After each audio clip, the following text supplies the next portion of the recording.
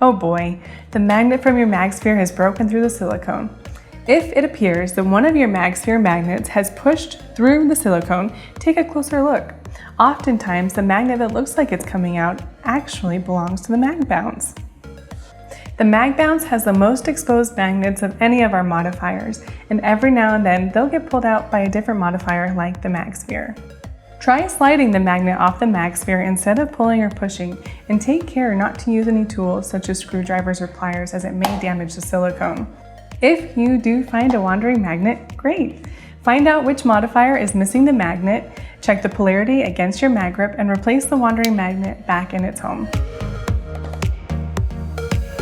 If you do indeed have a damaged MagSphere with broken silicone, please let us know at support@magnetmod.com. We will help you get a resolution. Pro tip, I like to store the mag bounce folded in on itself.